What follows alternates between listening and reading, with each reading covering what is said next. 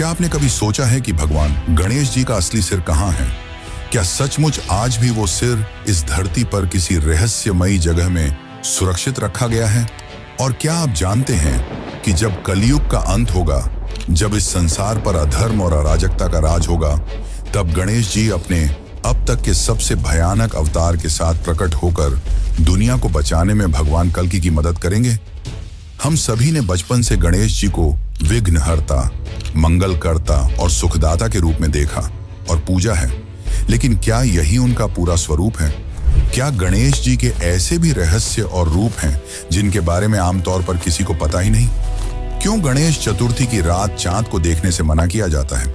क्यों उनकी पूजा में तुलसी का प्रयोग वर्जित है?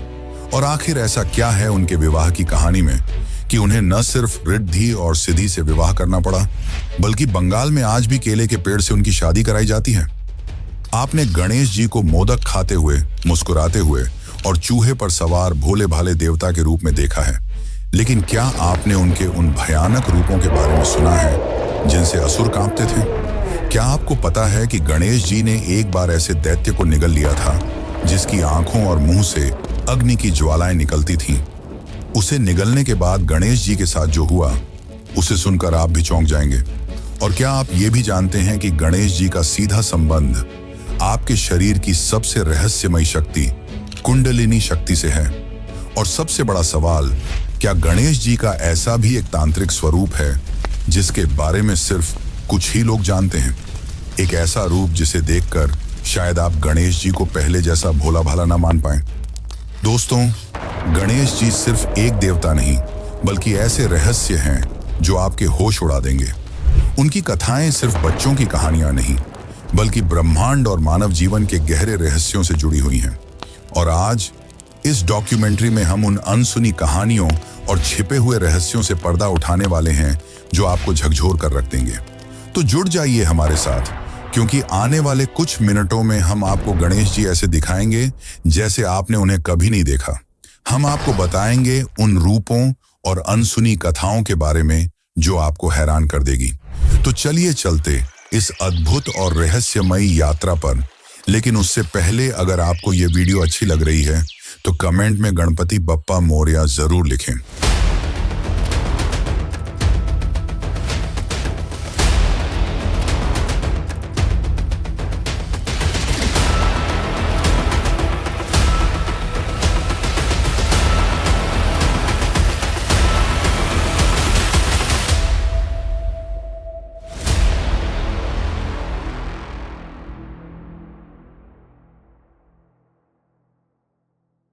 समय की धारा हमेशा आगे बढ़ती रहती है, लेकिन हमारे शास्त्रों ने पहले ही इस प्रवाह का अंत और उसकी भयानक तस्वीर हमारे सामने रख दी थी। भविष्य पुराण के अनुसार जब कलयुग अपने अंतिम पड़ाव पर पहुंचेगा, तो इस धरती का रूप वैसा नहीं रहेगा जैसा हम आज देखते हैं। नदियां सूख जाएंगी, खेत बंजर हो जाएंगे और इंसान की भूख इतनी बढ़ जाएगी कि वह अपने ही भाई के मांस तक को खाने पर मजबूर हो जाएगा। समाज में छल और धोखा आम बात होगी। सगे संबंधी एक दूसरे के विरुद्ध खड़े होंगे और माता पिता का सम्मान करने के बजाय लोग उन्हें बोझ समझेंगे। धर्म और सत्य की बात करने वाले उपहास का पात्र बनेंगे और अधर्म का परचम हर ओर लहराएगा। चारों ओर अराजकता, युद्ध, लालच और क्रूरता का बोलबाला होगा। इसी समय प्रकट होगा एक महाभयंकर असुर, कलिराज। ये वही कली होगा जो मनुष्यों के भीतर छिपे अंधकार को और गहरा करेगा।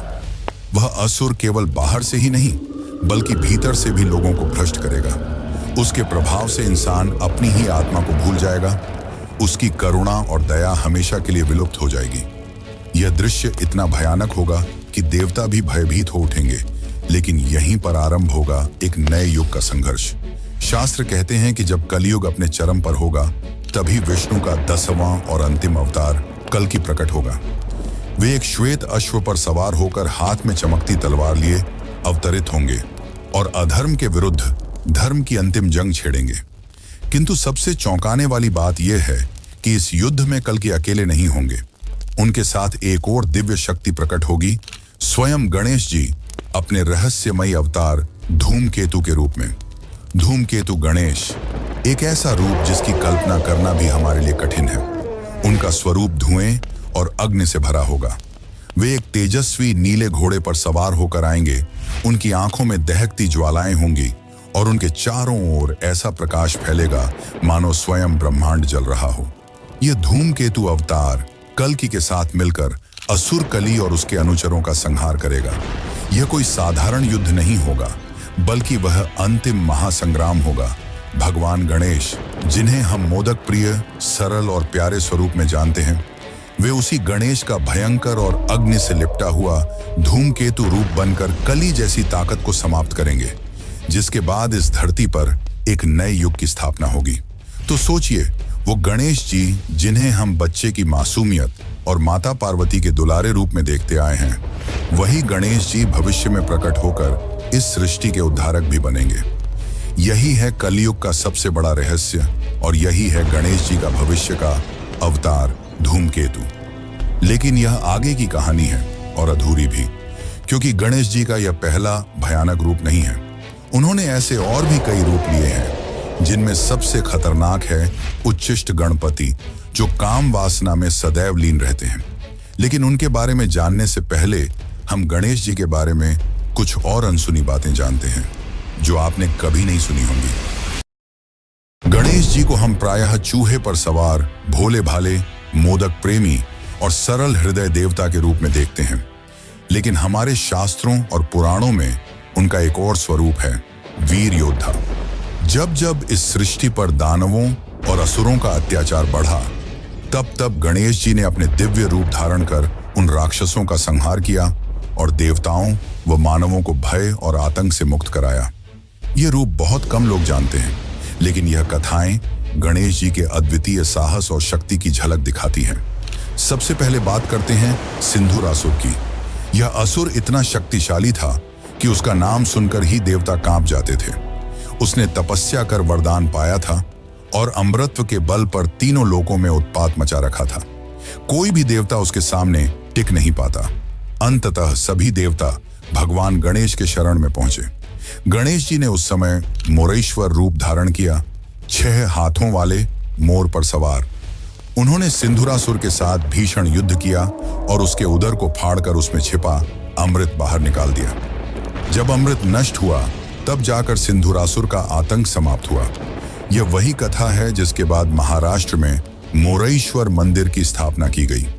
इसके बाद आता है मत्सरासुर, मत्सर यानी ईर्ष्या, और यह असुर उसी भाव का प्रतीक था। वह देवताओं से इतना ईर्ष्यालु था कि पूरी सृष्टि पर शासन करना चाहता था। तपस्या कर उसने वरदान पाया और फिर अहंकार में चूर होकर तीनों लोकों पर अधिकार जमाने निकला। देवता भयभीत होकर गणेश जी की शरण में पहुंचे। तब गणेश जी ने वक्रतुंड अवतार धारण किया, विशाल स्वरूप, हाथों में अस्त्र शस्त्र। उन्होंने मत्सरासुर और उसके दोनों पुत्रों का वध कर दिया और संसार को ईर्ष्या और घमंड के बोझ से मुक्त कराया। यह कथा हमें यह भी सिखाती है कि ईर्ष्या चाहे असुर की हो या इंसान की, उसका अंत विनाश ही होता है। लेकिन इन सब में सबसे अद्भुत कथा है अनलासुर की। यह असुर इतना भयानक था कि उसकी आंखों और मुंह से ज्वालामुखी जैसी आग निकलती थी। उसके सामने कोई भी जीव टिक नहीं पाता, क्योंकि जो भी उसके पास आता वह उसकी अग्नि से भस्म हो जाता। देवता भयभीत होकर गणेश जी को पुकारते हैं। तब गणेश जी ने अपनी शक्ति से एक विराट रूप धारण किया, इतना विशाल कि उनका स्वरूप आकाश को छूने लगा। उन्होंने अनलासुर को युद्ध के लिए ललकारा। भीषण युद्ध के बाद जब कोई उपाय नहीं बचा, तो गणेश जी ने अपने दिव्य शरीर से अनलासुर को पूरा निगल लिया। लेकिन जैसे ही उन्होंने उस अग्नि से भरे असुर को निगला, वैसे ही गणेश जी का पेट भीतर से जलने लगा। अग्नि की लपटें उनके शरीर में फैल गईं और वे असह्य वेदना में कराह उठे। ये देखकर देवता घबरा गए। तब सभी देवताओं ने उन्हें शीतलता पहुंचाने के लिए उन्हें दूर्वा घास अर्पित की। जैसे ही गणेश जी ने दूर्वा घास ग्रहण किया, उनकी पीड़ा समाप्त हो गई और तभी से गणेश जी को दूर्वा चढ़ाने की परंपरा शुरू हुई। अगर आप सोच रहे हैं कि यह केवल एक पौराणिक कथा है, तो आपको जानकर आश्चर्य होगा कि आधुनिक विज्ञान भी दूर्वा घास के महत्व को मानता है। आयुर्वेद और आधुनिक चिकित्सा दोनों में दूर्वा को औषधीय पौधा माना गया है। इसमें एल्कलॉइड्स और बायोएक्टिव कंपाउंड्स पाए जाते हैं, जो पेट की जलन, एसिडिटी, अल्सर्स और डाइजेशन की समस्याओं को कम करने में मदद करते हैं। आज भी मेडिकल रिसर्च यह कहती है कि दूर्वा में एंटी इन्फ्लेमेटरी और कूलिंग प्रॉपर्टीज होती हैं। यानी हजारों साल पहले की कथा जिसमें दूर्वा ने गणेश जी को राहत दी थी, वह केवल आस्था ही नहीं बल्कि एक गहरा वैज्ञानिक सत्य भी छुपाए हुए है। इस तरह इन 3 कथाओं से यह स्पष्ट होता है कि गणेश जी केवल विघ्नहर्ता ही नहीं बल्कि एक अदम्य योद्धा भी हैं। लेकिन क्या आपने कभी जाना है इस अदम्य योद्धा का जन्म कैसे हुआ और क्यों उन्हें एकदंत कहा जाता है? आखिर इसकी असली सच्चाई क्या है? और सबसे बड़ी बात, क्या आज भी गणेश जी का असली सिर धरती पर ही कहीं मौजूद है? तो चलिए अब इन रहस्यों को भी जानते हैं। हिमालय की बर्फीली चोटियों पर बसा कैलाश पर्वत, शांत वातावरण, चारों ओर बर्फ से ढकी चोटियां और बीच में माता पार्वती अपने महल में स्नान की तैयारी कर रही थी। लेकिन इस शांति के बीच उनके मन में एक चिंता थी। जब जब भगवान शिव गहन तपस्या या ब्रह्मांडीय यात्राओं पर चले जाते थे, तब महल की रक्षा कौन करेगा? कौन होगा ऐसा जो बिना डरे किसी को भी रोक सके? यही सोचकर उन्होंने अपने शरीर पर लगाए हल्दी और चंदन के उपटन को इकट्ठा किया और उससे एक सुंदर बालक की मूर्ति गढ़ी। जब यह मूर्ति तैयार हुई तो माता ने अपने प्राणों की शक्ति उसमें फूंक दी और वह एक जीवित बालक बन गया। माता पार्वती ने स्नेहपूर्वक उसे गले लगाया और कहा, तुम मेरे पुत्र हो, मेरा रक्षक हो, तुम्हारा नाम है गणेश। कुछ समय बाद जब माता पार्वती स्नान करने जा रही थीं, तो उन्होंने अपने पुत्र से कहा, जब तक मैं भीतर हूं कोई भी इस महल में प्रवेश न कर पाए। गणेश ने सिर झुकाकर वचन दिया और द्वार पर पहरेदारी करने खड़े हो गए। उसी समय भगवान शिव लौट रहे थे। वे सीधे महल के भीतर जाना चाहते थे, लेकिन दरवाजे पर एक अजनबी बालक खड़ा था जिसने उनका रास्ता रोक दिया। शिव ने आदेश दिया, मुझे भीतर जाने दो। लेकिन गणेश अडिग खड़े रहे। मेरी माता ने मना किया है, जब तक वे स्वयं न कहें कोई अंदर नहीं जा सकता। शिव जी ने कहा, किसका इतना साहस कि मुझे रोक सके? धीरे धीरे क्रोध शिव की आंखों में उतर आया। उन्होंने अपने गणों को आदेश दिया कि इस बालक को हटाओ, पर गणेश अकेले उन सब पर भारी पड़ गए। अंततः शिव का धैर्य टूट गया। उनके तीसरे नेत्र से अग्नि झलकने लगी और उन्होंने अपने त्रिशूल का प्रहार किया। एक ही वार में गणेश का सिर धड़ से अलग होकर भूमि पर गिर पड़ा। जब माता पार्वती बाहर आईं, तो अपने प्रिय पुत्र का निर्जीव शरीर देख वो विलाप करने लगी। उनके आंसुओं से पूरा कैलाश हिल उठा, दिशाएं कांप उठीं। पार्वती के क्रोध का रूप भयानक था। उन्होंने चेतावनी दी कि यदि उनके पुत्र को पुनर्जीवित न किया गया तो वे पूरी सृष्टि का संहार कर देंगी। उनके इस शब्द से ब्रह्मांड में भय का माहौल फैल गया। देवता, ऋषि सब भयभीत हो गए और ब्रह्मा, विष्णु व अन्य देवताओं ने शिव से उपाय खोजने का आग्रह किया। शिव ने अपने गणों को उत्तर दिशा की ओर भेजा और कहा, जो सबसे पहले मिले उसका सिर लेकर आओ। गण जब लौटे तो उनके हाथों में एक हाथी का सिर था।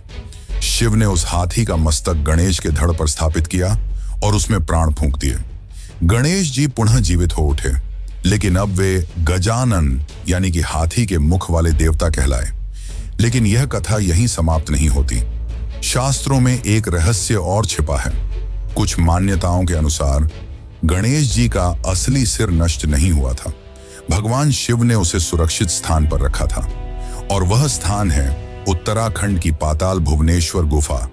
कहते हैं इस गुफा में आज भी एक रहस्यमयी शक्ति विद्यमान है और वहां रखे उस सिर की रक्षा स्वयं भगवान शिव करते हैं। वैसे क्या आपको पता है कि गणेश जी को एकदंत क्यों कहा जाता है? आखिर कैसे उनका एक दांत टूट गया? इसे लेकर हमारे शास्त्रों में 2 रोचक कथाएं मिलती हैं, तो चलिए उन्हें जानते हैं। गणेश जी को हम एकदंत कहते हैं, यानी जिनका केवल एक ही दांत है। लेकिन क्या कभी आपने सोचा है कि उनके दूसरे दांत का क्या हुआ? क्यों टूटा और कैसे टूटा? यह कोई साधारण घटना नहीं थी, बल्कि इसके पीछे छिपी हैं 2 अद्भुत कथाएं। पहली कथा के अनुसार एक बार भगवान परशुराम, जो स्वयं भगवान विष्णु के 6ठे अवतार माने जाते हैं, कैलाश पर्वत पर भगवान शिव से मिलने पहुंचे। उस समय शिव ध्यान में लीन थे और उनके महल के द्वार पर पहरेदारी कर रहे थे स्वयं गणेश जी। जब परशुराम ने भीतर जाने की इच्छा जताई तो गणेश जी ने उन्हें रोक दिया। वे बोले, मेरे पिता अभी ध्यान में हैं, किसी को भी उनसे मिलने की अनुमति नहीं है। यह सुनकर परशुराम का क्रोध उमड़ पड़ा और उन्होंने अपने फरसे परशु को उठा लिया। यह वही फरसा था जो उन्हें स्वयं भगवान शिव से वरदान में मिला था। परशुराम ने उस फरसे से उन पर वार किया। गणेश जी ने अपने पिता के अस्त्र का मान रखने के लिए वह वार अपने दांतों पर ले लिया। वार इतना प्रचंड था कि उनका एक दांत टूटकर गिर पड़ा। इस घटना के बाद से ही वे एक दंत कहलाने लगे। लेकिन टूटा हुआ दांत केवल युद्ध की निशानी नहीं बल्कि ज्ञान का प्रतीक भी है। यही हमें बताती है दूसरी कथा, महाभारत लेखन की। महर्षि वेद व्यास जब महाभारत की रचना कर रहे थे तो उन्हें एक ऐसे लेखक की आवश्यकता थी जो निरंतर बिना रुके लिख सके। इसके लिए उन्होंने गणेश जी का स्मरण किया। गणेश जी सहमत हुए, लेकिन गणेश जी ने एक शर्त रखी कि वे बिना रुके कथा लिखेंगे। कथा लेखन प्रारंभ हुआ। व्यास बोलते गए, गणेश लिखते गए। उनकी कलम मोर के पंख से बनी थी और लगातार लिखने की वजह से वह बार बार टूट रही थी, जिससे परेशान होकर गणेश जी ने अपना एक दांत तोड़ लिया और उसी को ही कलम बना लिया और उसी से उन्होंने संपूर्ण महाभारत लिख डाली। वह ग्रंथ जिसे पंचम वेद कहा जाता है और जो लाखों श्लोकों में संपूर्ण मानवता का दर्पण है। वैसे क्या आपको पता है कि गणेश जी ने आजीवन ब्रह्मचर्य रहने का निश्चय किया था, लेकिन फिर ऐसा क्या हुआ कि उन्हें रिद्धि और सिद्धि से विवाह करना पड़ा? तो चलिए जानते हैं इस रहस्य को। लेकिन उससे पहले अगर आपको वीडियो अच्छी लग रही है तो इसे एक लाइक जरूर करें। कहा जाता है कि एक बार गणेश जी गंगा तट पर गहन तपस्या में लीन थे। उसी समय वहां से तुलसी देवी गुजरी। जब उनकी नजर गणेश जी के तेजस्वी और मनोहर रूप पर पड़ी तो वे उन पर मोहित हो गईं और उन्होंने गणेश जी के सामने विवाह का प्रस्ताव रख दिया। तब गणेश जी ने शांत स्वर में उत्तर दिया, मैं एक ब्रह्मचारी हूं। मेरा जीवन तप और साधना के लिए समर्पित है। विवाह का बंधन मेरे लिए नहीं। यह बात तुलसी देवी को सहन नहीं हुई और उन्होंने क्रोध में आकर गणेश जी को श्राप दे दिया, तुम्हारा विवाह अवश्य होगा और वह भी 2-2 बार होगा। श्राप सुनते ही गणेश जी भी क्रोधित हो उठे। उन्होंने तुलसी देवी को प्रतिश्राप दिया, तुम सदा एक पौधे के रूप में पृथ्वी पर रहोगी और मेरी पूजा में कभी स्वीकार नहीं की जाओगी। तभी से गणेश पूजा में तुलसी का प्रयोग वर्जित है। लेकिन तुलसी के श्राप को भी सत्य होना था। समय बीता और ब्रह्मा जी ने अपनी योग शक्ति से 2 दिव्य कन्याओं को उत्पन्न किया, रिद्धि और सिद्धि। रिद्धि समृद्धि की देवी मानी जाती हैं और सिद्धि बुद्धिमत्ता की। ब्रह्मा जी ने गणेश जी को उनका गुरु बनाया। दोनों बहनें गणेश जी से शिक्षा पाने लगीं। धीरे धीरे समय बदला और नियति ने वही करवाया जो तुलसी के श्राप में कहा गया था। रिद्धि और सिद्धि का विवाह स्वयं गणेश जी से हो गया। इस पावन विवाह से गणेश जी को 2 पुत्र हुए, शुभ और लाभ। तभी से घरों में अक्सर यह कहा जाता है कि जहां गणेश होंगे वहां शुभ और लाभ स्वतः ही उपस्थित होंगे। लेकिन विवाह की कथाएं यहीं समाप्त नहीं होती। भारत के पूर्वी भाग, विशेषकर बंगाल में एक अलग परंपरा है। वहां मान्यता है कि गणेश जी का विवाह एक बार केले के पेड़ से भी हुआ था। कथा के अनुसार एक दिन माता पार्वती बहुत अधिक भोजन करने लगी। यह देख गणेश जी ने आश्चर्य से पूछा, मां, आप इतना अधिक क्यों खा रही हैं? पार्वती ने मुस्कुराकर उत्तर दिया, मुझे डर है कि कहीं तुम्हारी पत्नी मुझे पर्याप्त भोजन न दे पाए।